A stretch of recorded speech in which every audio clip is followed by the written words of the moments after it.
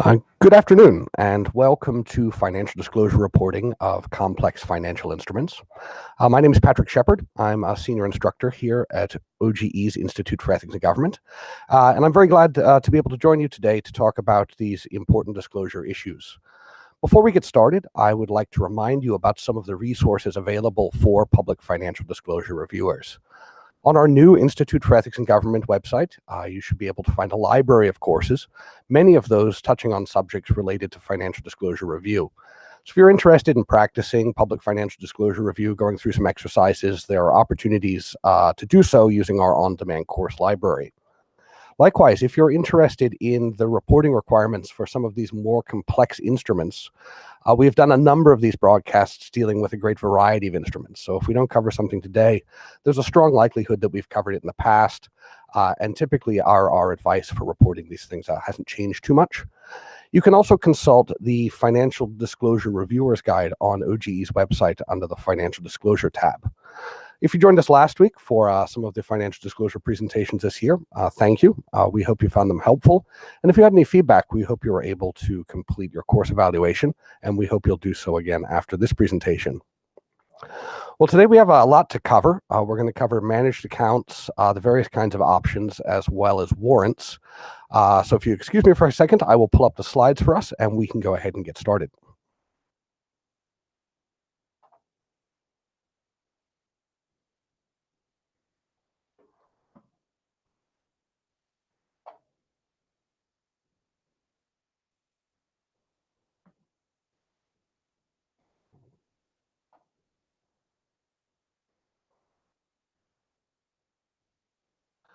For those of you on the call, the slides are available on the IEG course page underneath the video broadcast. So if you're not able to watch the video broadcast, you'll be able to follow along.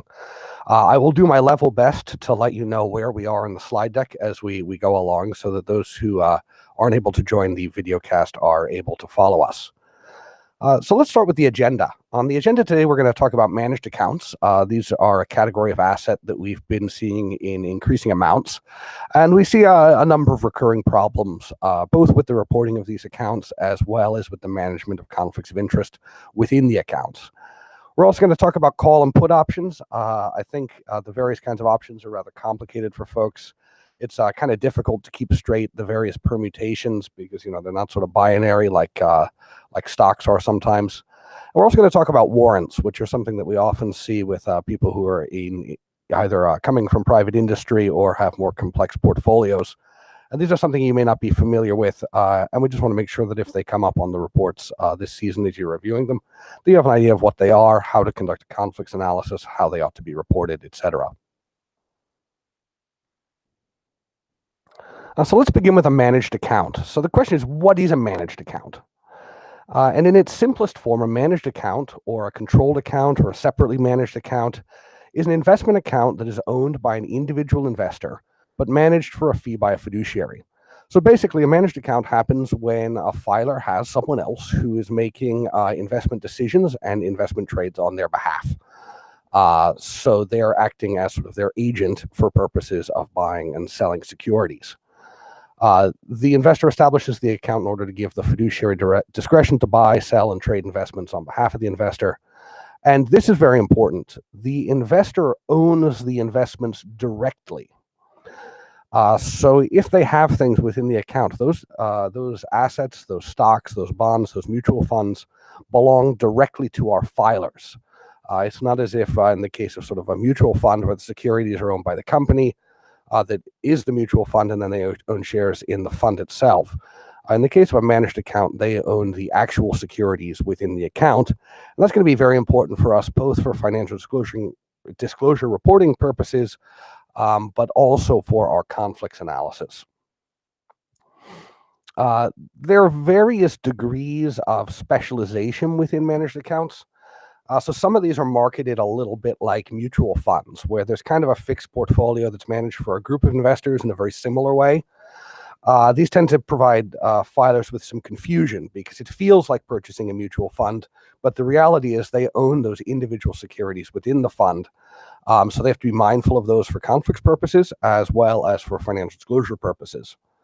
In other cases, there may just be a fund man or an account manager who provides specialized services to one or two clients or to the filer directly. And the difference here is one of degree, not kind. In both cases, these securities that are held within the account belong directly to the filer and must be reported as such. So let's take a quick look at how we ought to report managed accounts and their holdings. So those of you who are familiar with other kinds of investment accounts, such as 401ks, IRAs, 403bs, or general brokerage accounts, this should all look fairly familiar to you. Basically, what we have to do is disclose the underlying holdings, and we can do that either by simply disclosing the underlying holdings, as in our first example, or we can nest those holdings within the account. And now that we're using Integrity, sometimes the nesting is helpful because it helps us track from year to year where the individual assets are going and kind of understand how filer's form fits together. But both are correct. Basically, they own the securities. The fact that they're held in an account isn't really material to reporting considerations, nor is it important for conflicts analysis, because like other kinds of investment accounts, what we're really concerned with are those securities and other holdings within the account. So in this case, we have the same securities reported in both ways, and just like any other stock holding or security holding, our conflicts analysis would go to those individual underlying holdings. So the question we'd have to ask ourselves here is there a possibility that our filer would participate in a government matter that would affect one or more of these securities? And if so, a remedy may be necessary, be that recusal or divestiture, or in rare cases, perhaps a waiver would be appropriate. But if we find that there is a overlap between their possible duties and the underlying holdings of one of these managed accounts, we need to take steps to remediate that conflict of interest. Which brings us to the complication with managed accounts, which is that if there is a wealth advisor or account manager who is making trades on behalf of our employees, it's very important for our employees to know about that so that they can make sure that those accounts do not purchase assets that would be potentially problematic under the ethics rules or would potentially pose a conflict of interest. So this is one of the areas that we've had some challenges with managed accounts, because what we really want to do is make sure that our filers are not inadvertently purchasing potentially conflicting assets, especially without their knowledge or acquiescence.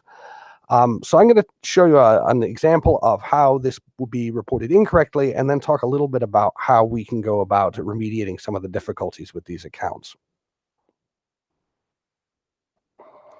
So here's what we don't want to see from a reporting perspective. This is just the name of the account.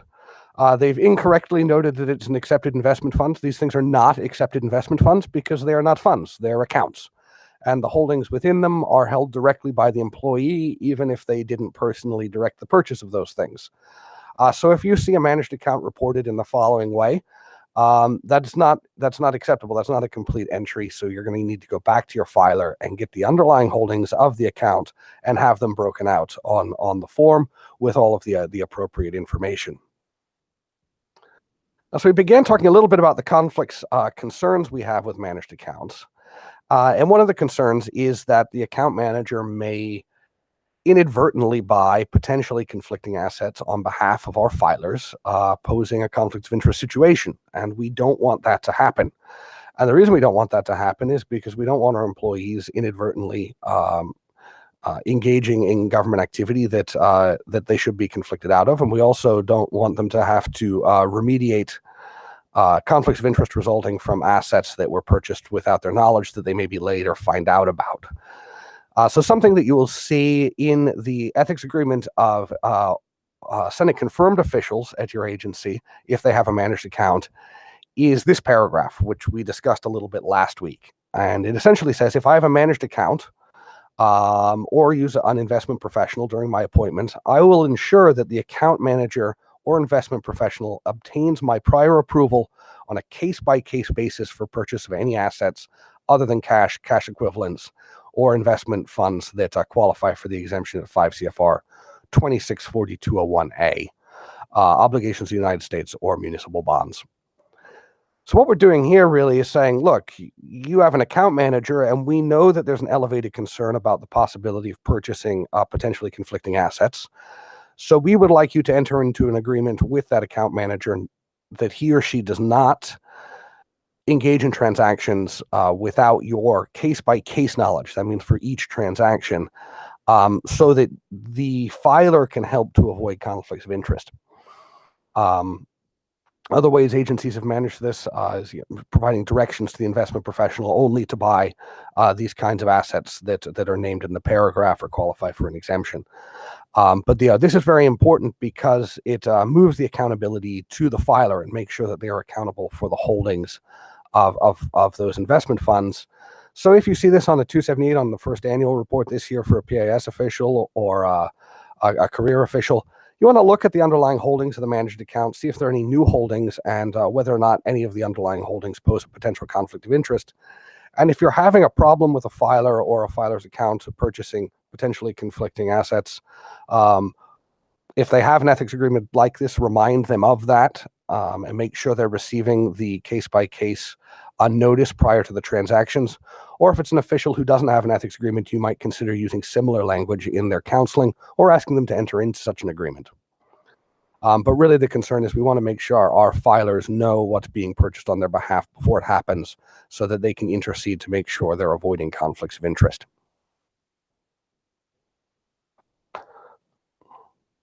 And so that kind of takes care of the easy part of the assets that we're going to discuss today. The managed accounts are increasingly common, and I think also an area that there's some challenges that we need to be aware of. So we do want to provide that reminder. But we're going to turn our attention next to the put and call options, and I think these are often challenging for people to kind of get their heads around, to understand what exactly is going on. What is this thing that the filer has? How should I report it? And how do we analyze these things for potential conflicts of interest?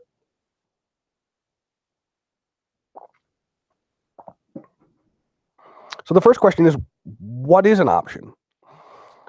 In short, it's a contract that gives the right, but not the obligation, to buy or sell a security, such as a stock, for a price certain on or before a future date certain.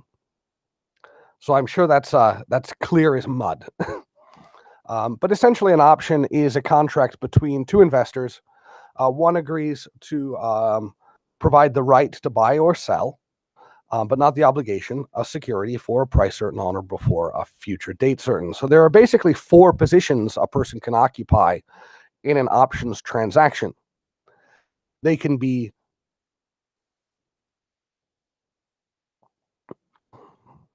back to that. They can be the holder or the writer of either a put or a call. So in the case of a holder, that person buys the right to buy, and we call that a call option. So they would have at some date certain in the future a contract that says I have the right to buy 100 shares or 200 shares or 300 shares. They're usually denominated in 100 shares at a certain price on or before a date certain in the future. You could also be the holder of a put, which is the right to sell. So they might have the right to sell 100, 200, 300 shares of a certain security at a particular price on or before a date certain. So in that case, that person is the holder, and we'll look at how they disclose those in a second. But investors can also be writers, and our holders can also write options. And when we say write option, what we really mean is we sell a contract to someone, providing that person with the right to buy. So we incur an obligation. So in this case, the writer of a call option sells the obligation to sell a security for a particular price on or before a date certain. So in this case, the writer of a call would have an open position or an obligation to provide these shares at that price to the holder of the option. The writer may also sell the obligation to buy. So in the case of a put option, the writer sells to a holder the right to sell securities at a certain price on or before a date certain. So in that case, they would be the writer of a put option. So there are four positions when we're talking about put and call options, and they all get reported slightly differently. So the questions we want to ask, the reporting questions, are did the filer buy or sell the option? Are they the writer who has an obligation to either buy or sell securities, or are they the holder, which is the person who has the right but not obligation to buy or sell securities? And the other question we have is, has the option been exercised, sold, or closed? So there are multiple positions that could happen with an options contract. In the case that it's exercised, that means that the holder exercised the rights contained in the option. So if someone was the holder of a call option, they would exercise it by buying those securities. They would exercise the right to buy those securities for that price certain. Likewise, a holder could exercise a put by selling the securities. We can also sell options. So options are traded. They're not traded on the exchange like a stock, but they are traded sort of over the counter, as we call it, which means that the holder of the right to buy or the holder of a put who has the right to sell may actually just sell that contract to another investor. So they have a market value. There's a spread between the bid price and the ask price. And they could say that, I'd like this much money for my options contract. And if they find someone willing to pay that fee, they could sell the option to another investor. So that would be the case in which a filer has sold the option, or they could close the position. And this would be in the case of the writer, where either the option expired or they fulfilled their obligation to sell or buy. Sometimes options expire without being exercised, sold, sold, or closed. They could just expire. They may be worthless. So say, for example, you had a call option. You were the holder of a call option to buy 100 shares of ABC Company at $200 on or before June 1st, 2018. The price of ABC Company, let's say it never exceeded $100, so it didn't even get close to our strike price. The right to buy would be valueless to you, so you would simply allow the option to expire. That's not a transaction, but it would just be an expiration of the option. So you may see options disappear from reports. So I know that's a little bit confusing, but hopefully as we get to the reporting for these things, it will come a little bit clearer. So let's take a look at how that might look. So here we have a company called Growlster Inc., and our filer, it looks like, holds a call option. And that means they hold the right to purchase shares of Growlster Incorporated. It looks like they've not exercised this yet. If they'd exercised it, we would see Growlster stock. But here they've described it as an option. And it has a value, which means that the Growlster stock or the Growlster option is in the money. And we describe something as in the money when the purchase price on a call option is below the current share price of the Growlster Inc. stock. So if they had an agreement, or they had the right to buy Growlster stock at $40, the current share price of Growlster is $50. We could take one option contract for 100 options would be 100 times 10, because that's the difference between the strike price and the share price. And that would mean that this option contract would be worth about $1,000. And we could simply report it that way. So here they've reported Growlster Inc. call option value $1,001 to $15,000. And they've not received any income because they've not sold this option. They've not sort of realized a capital gain by selling the option. So this would be the way you would report a call out option that has not been exercised but is in the money. What happens if an option is not in the money? Well, then we have this next entry. So they have some call options, 100 shares. Strike price is $7. Expiration is 5/2016. So this would be expired now, but imagine we were back in 2015 or so.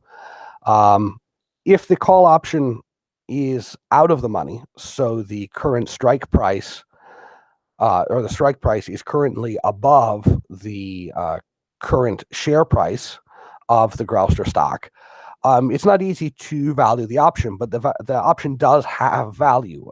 Someone won the Nobel Prize for figuring out a way to value options that are out of the money. The Black-Scholes model is the result. But in this case, we could use that to ascertain a value, or we could report it this way, which is usually the simplest way, which is just fully describe the contract. So here we have Grauster Inc., call option, value not readily ascertainable. It's not obvious how to value this because it's out of the money.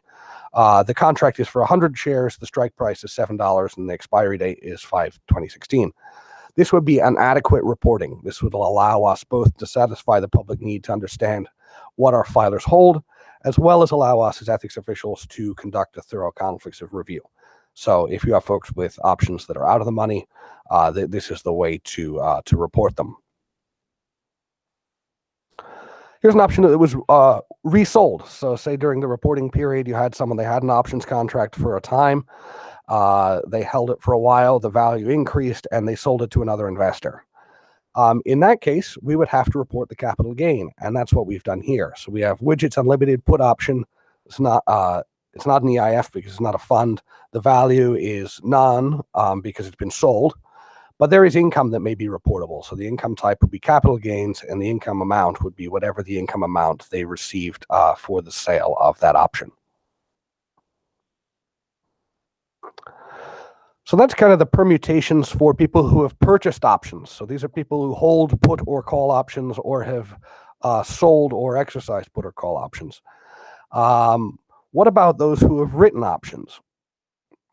So here's how we would look and report written options. So in this top case, we have an open position for Widgets Unlimited.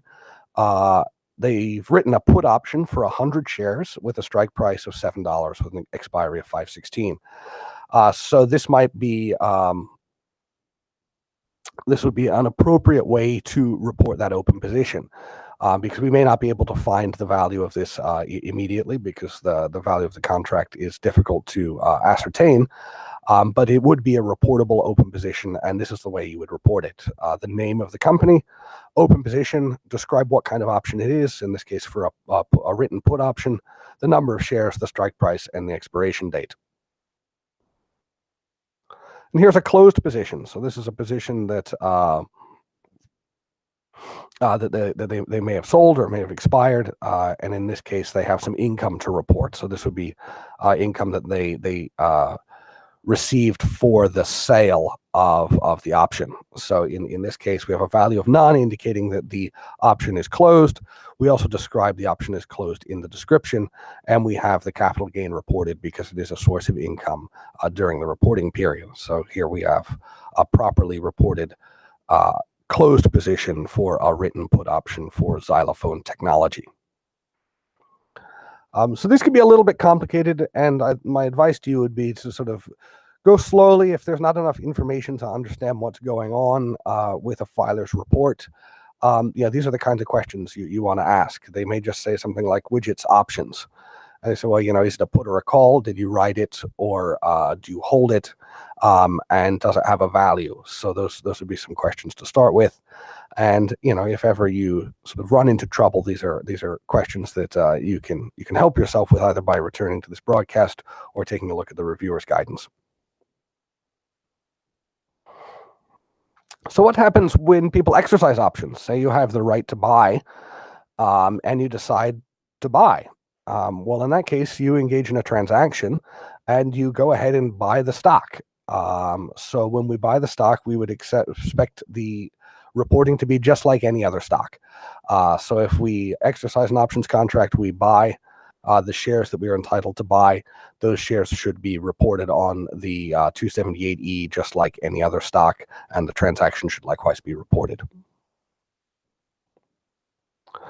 So how do we do conflicts analysis? Well, if the reporting is very complex and the sort of permutations are confusing, the good news is that the conflicts analysis is relatively straightforward. So the first step of our conflicts analysis is it creates an equity interest in the company whose shares are covered by the option, sort of full stop. So holding an option, whether it's a put or a call, whether you're the writer or the holder, means that you have a financial interest in the company whose securities are covered by the option. So our conflicts analysis is the same as it would be for any security, such that we would ask ourselves, is there a possibility that an employee's government work could affect the financial interests of the company whose shares are covered by the option? And the answer is yes. Then we have a potential conflict of interest and we need to seek a remedy. And that remedy could be divestiture, it could be recusal. But what it could not be is an exemption. Options do not qualify for exemptions. And the reason options do not qualify for regulatory exemptions is because they are not securities. They're derivatives, they're contracts between two individuals. So if we look at our securities definition in 5 CFR 2640, we'll find that the option is not included in that, and it's not a security for purposes of the securities exemptions. So we do not have those available.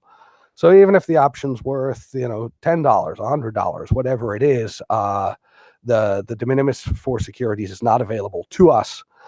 So we just do a sort of straight 208 analysis. And if there's a potential for overlap between the duties and the company whose shares are covered by the option contract, well, then we have a potential for conflict of interest, and we need to find another remedy, which likely will be divestiture, or it could be recusal if that's workable within the framework of your agency. So they're similar to securities, except none of the exemptions are available to us.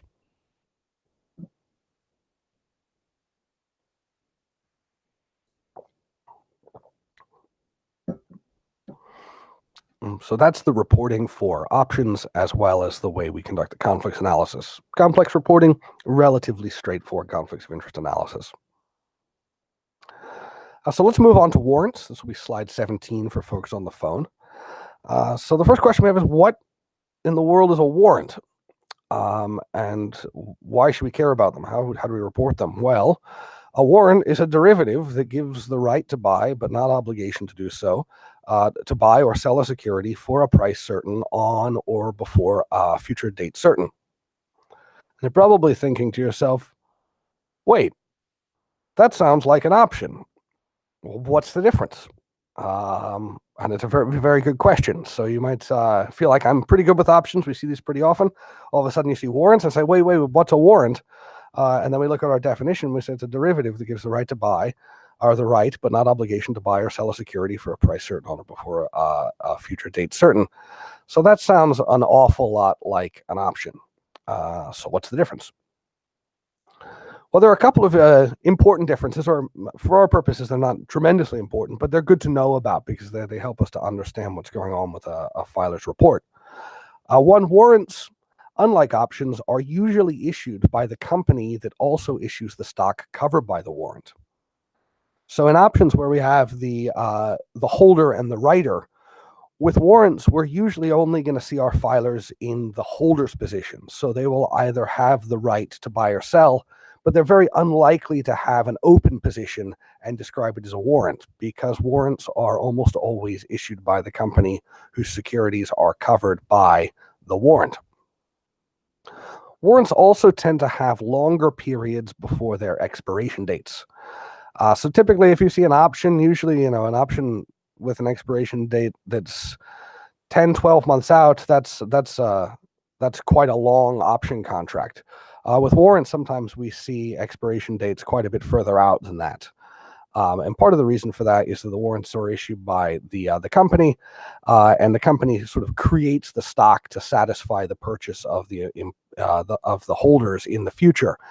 So they have sort of less risk. It's a way for them to raise capital now and incur the sort of stock dilution later on down the road. So they're willing to have expiration dates that are further on down the road. But the good news for us is that the conflicts analysis is pretty much the same. It's exactly the same as for options. We look to the underlying holdings. So let's take a look at how this works. Excuse me. For reporting warrants, we report them very much like we do an option.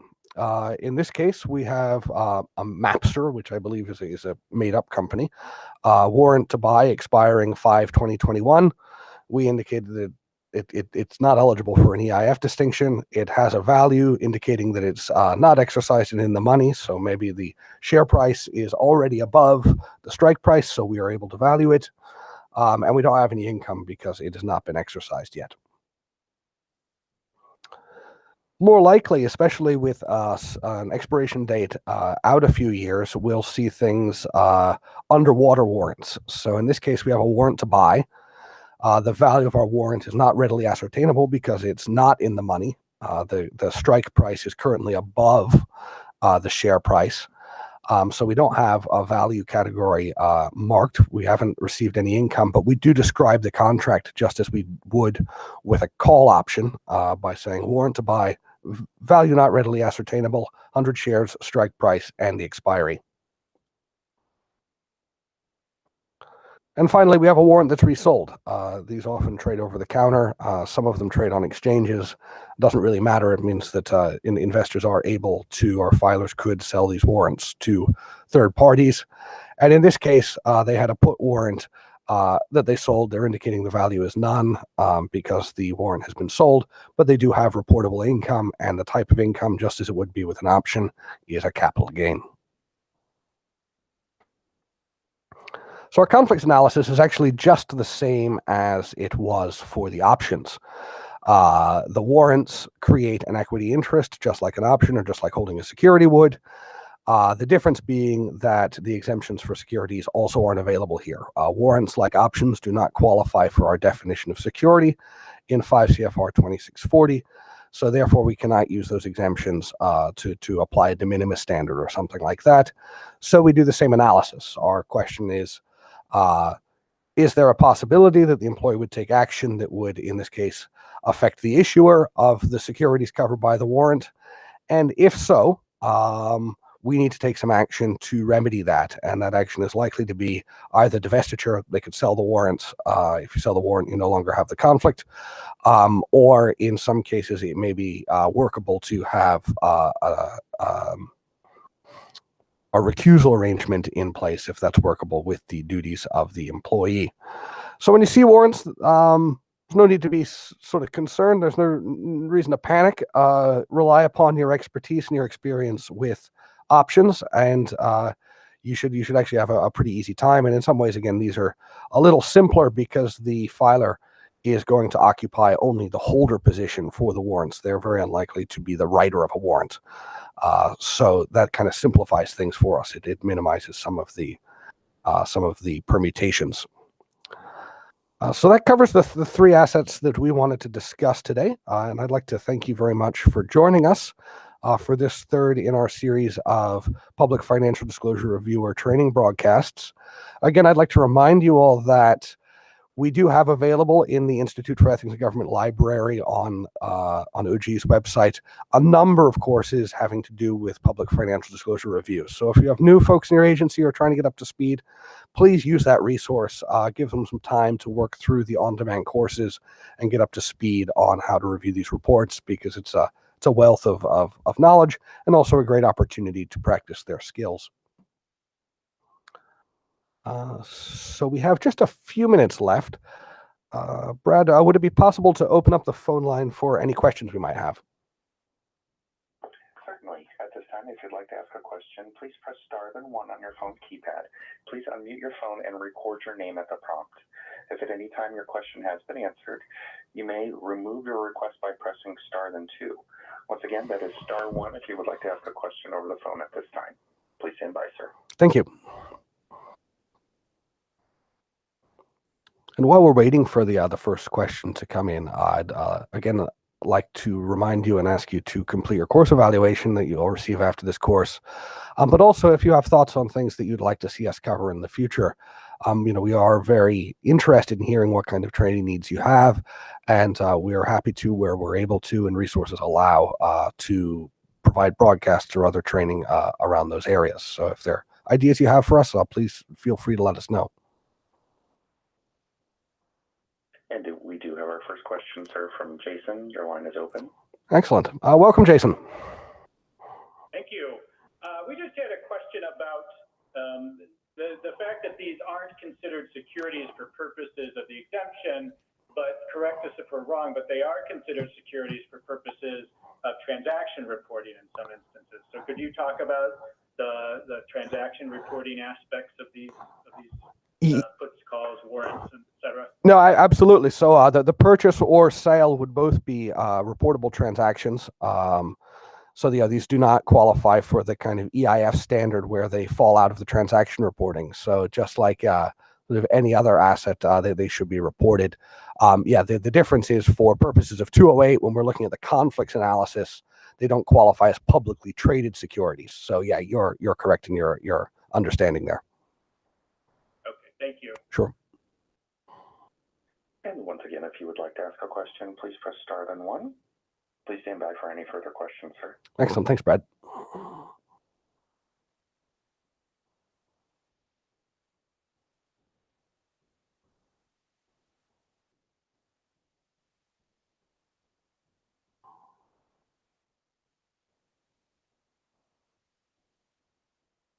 And at this time, we have no further responses, sir. Excellent. Well, we don't have any other questions. If you think of questions later or encounter issues as you go through your annual reviews of these reports, please feel free to reach out to your desk officer. We're all here and happy to help with any reporting questions you might have. And we hope you will join us again soon. Thanks very much. Thank you for your participation.